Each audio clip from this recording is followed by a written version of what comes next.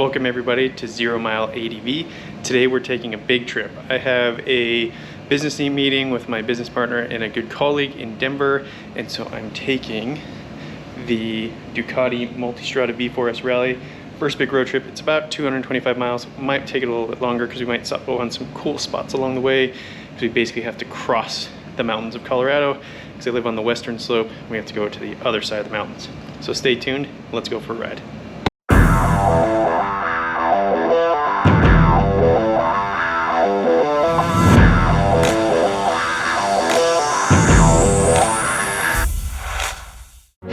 Alright, before we leave Palisade, we got to make a quick stop and get some friends that I'm staying with some famous Palisade peaches. So we're going to make a quick stop up ahead, grab some peaches, hit the road.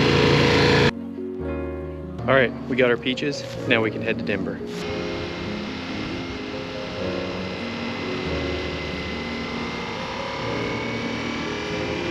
Alright, so we're about 140 miles in, and I know most Ducatis and BMWs should go to Starbucks, but we're going somewhere better. We're in the Vail Village, which is about halfway between Palisade and Denver. So we're gonna stop, have a little coffee break, then hit the road.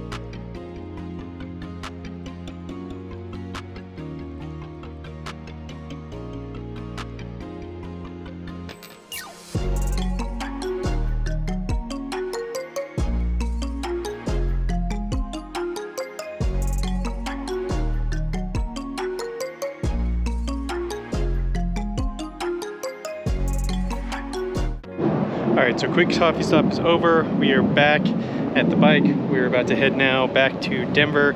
Actually heading into Golden. I got to stop and pick up a bicycle part that they didn't have in stock. But cool thing about bikeparts.com, if you order by 2 o'clock and you're going to be in Golden, Colorado, you can pick it up the next day after 2 o'clock. So awesome thing. Quick thing about Two Arrows Coffee, they actually serve color coffee, which is roasted in Eagle, Colorado, which is just a little bit west of here. I actually think Two Arrows does a better job preparing it. I think it tastes a little bit better, but awesome coffee stop. If you're coming to Vail, definitely hit up Two Arrows. It's really good. Primo coffee, no Starbucks for the Ducati. We're only good coffee here. All right, back on the road.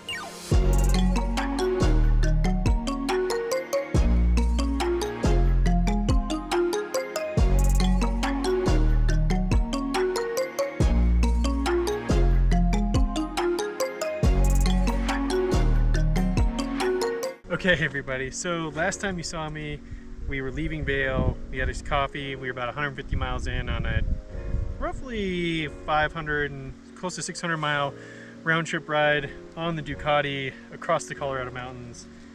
And then, lesson learned. GoPro batteries, if you ever use a GoPro, just realize they're always dead, and that if you forgot to pack the extras, which are probably also dead even though they're still sitting in the bag, GoPro has figured out a way that even with the batteries sitting in the bag, you'll get them out and they'll still be dead, and even though you just charged them. So yeah, so I forgot like my charger and everything, and yeah, so I couldn't film anymore. So what were some takeaways on the rest of that trip, on the way to Denver and on the way back on the first big road trip on the Ducati? The first thing is super comfortable at speed. I think I mentioned that earlier when I just talked about this bike when I first got it compared to the KTM. It is super comfortable. This V4, it's really powerful, but it's really smooth, so you don't get like vibrated to death.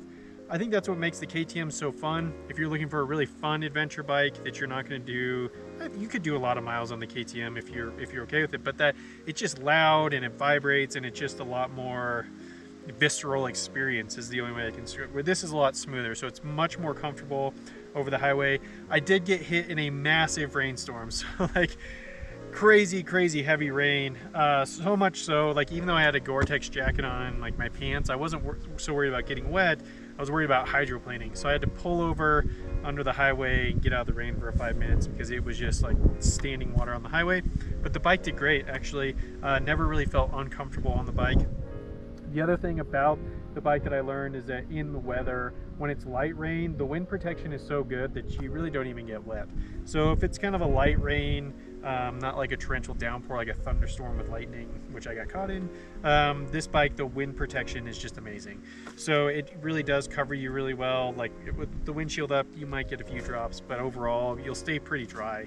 And if you have the right gear on, totally fine. The other thing I learned, so when I talked about the KTM, I mentioned my seat problems and I was always uncomfortable on the bike, trying to find the right seat. I got a Corbin seat for it, which was really comfortable, didn't have that downward slant, it was better, but I realized maybe it wasn't the seat.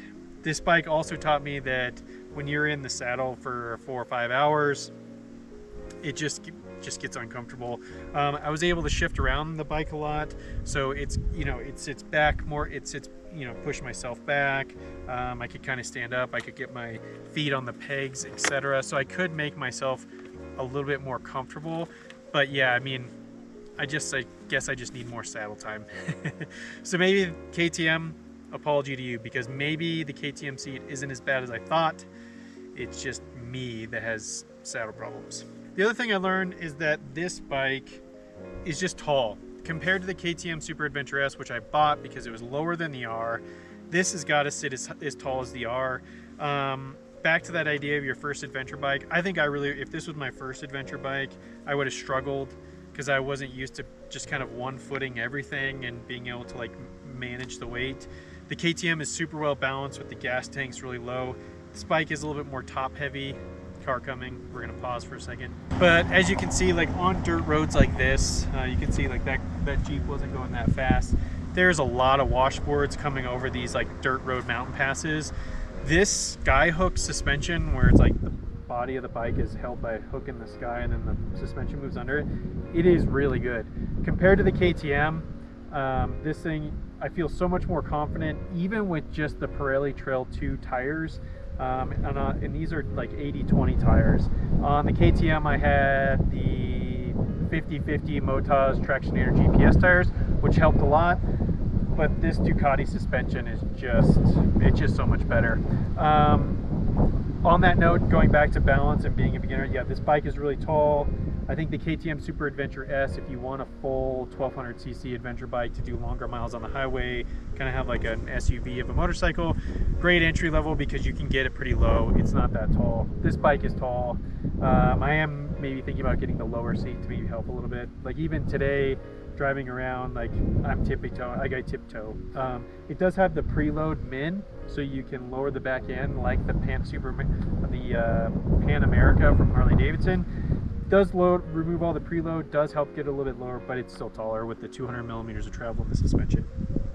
So with that being said, having also ridden the Tiger 1200, I mean, Tiger 1200 compared to the Pan America, the KTM, I really haven't spent a lot of time on a BMW 1250 GS. It's like the one bike that everybody rides. It sets the category, and I don't really have a lot of experience on.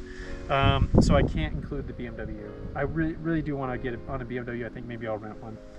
But this, the Tiger compared to this, nah. I mean, it feels cheaper. It doesn't feel as refined. It's not as exciting and as fun as the KTM. The KTM just screams excitement. Like the whole ready to race thing totally makes sense on the KTM. The Tiger, I think, great bike, shaft drive. So if you're not worried about maintenance, if you get the GT one and you're a new beginner and you want a 1200, I think like the 1200 Tiger GT would be a good entry level bike if you're looking for a full size adventure bike for your first one. But honestly, like this thing, it's for me right now, the Ducati is just the king of the castle right now. It's the best adventure bike out there, and having done a really long road trip on it, I definitely can confirm that this thing is absolutely amazing. So with that being said, if you've stuck around this long, even for my failed video attempt because of my GoPro woes, please like the video, hit subscribe, all that fun stuff. It is taking forever. I am still going to do the pants giveaway once I reach 1,000 subscribers. If you haven't seen my other videos, I have a pair of Climb, I think they're Carlsbad pants. Don't quote me on that. Look at the other video. Gonna give those away when I reach 1,000 subscribers, because with that, YouTube will give you a few dollars here and there to help cover some of my production costs, because I'm not good at video editing, so I have somebody help me, and it'll help cover my costs. So with that being said, please like, subscribe, and until next time, stay safe out there.